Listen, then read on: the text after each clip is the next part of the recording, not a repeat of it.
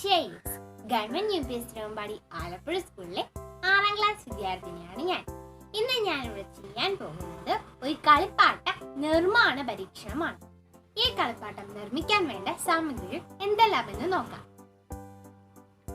ആദ്യമായി ഒരു plastic bottle. ഈ പ്ലാസ്റ്റിക് ബോർഡിന്റെ 2 വശങ്ങളിലുമായി 2 ദ്വാരങ്ങൾ വീതം ഇടുക.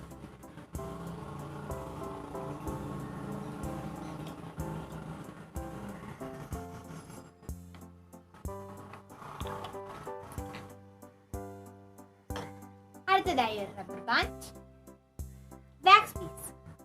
ഈ വാക്സ് പീസിന്റെ നടുവിലൂടെ ഞാൻ ഒരു ദ്വാരം ഇട്ടിരിക്കുന്നു.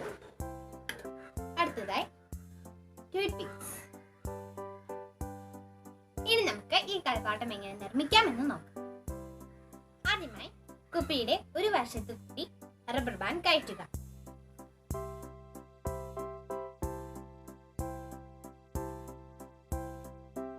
റബ്ബർ ബാൻഡ് ബോട്ടിലിനുള്ളിലൂടെ കയറ്റി അടുപ്പിലൂടെയും മെഴുകിലൂടെയും കയറ്റി ടൂത്ത് പിക്കുമായി ഫിക്സ് ചെയ്തിരിക്കുന്നു. നമ്മുടെ റബ്ബർ ബാൻഡ് സ്ലോ ടോയ് ഇവിടെ റെഡി ആയിരിക്കുകയാണ്. ഇനി നമുക്ക് ഇതിനൊന്ന് പരീക്ഷിക്കാം.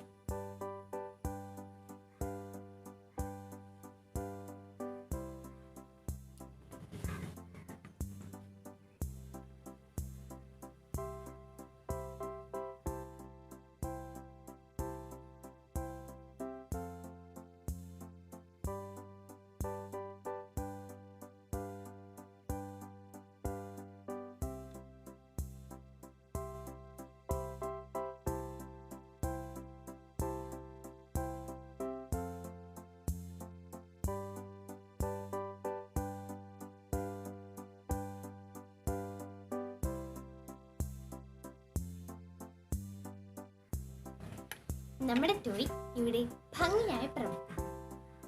കൂട്ടുകാരെ, ഈ ടോയിൽ നമുക്ക് 2 കാര്യങ്ങളാണ് പഠിക്കാനുള്ളത്.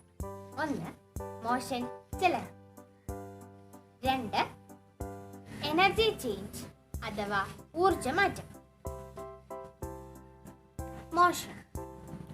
നമ്മൾ ഈ ടൂത്ത് പിക്കിനെ ചുറ്റിയതിനു ശേഷം ബോട്ടിലിൽ പിടിച്ചു നോക്കുകയാണെങ്കിൽ ടൂത്ത് പിക്കിൽ ഘടിപ്പിച്ചിരിക്കുന്ന മുത്ത് കറങ്ങുന്ന മോഷൻ സർക്കുലർ മോഷൻ ആണ് എന്ന് പറയാം. അതിനുശേഷം ടൂത്ത് പിക്കിനെ പിടിച്ചുകൊണ്ട് നോക്കുകയാണെങ്കിൽ ബോട്ടിൽ കറങ്ങുന്നതായി നമുക്ക് കാണാൻ സാധിക്കും. ബോട്ടിൽ ഒരു ആക്സിലിനെ അടിസ്ഥാനമാക്കി കറങ്ങുന്നത് കൊണ്ട് ബോട്ടിൽ കറങ്ങുന്ന മോഷൻ റൊട്ടേഷൻ അഥവാ ഭ്രമണമാണ്. അടുത്തത് എനർജി ചേഞ്ച്. നമ്മൾ ടൂത്ത് പിക്കിനെ കറക്കുന്ന സമയത്ത് ബോട്ടിലിനുള്ളിലുള്ള റബ്ബർ ബാൻഡ് ചുറ്റുകയും അതിൽ ഒരു ഇലാസ്റ്റിക് പൊട്ടൻഷ്യൽ എനർജി സ്റ്റോർ ചെയ്യുകയും ചെയ്യും.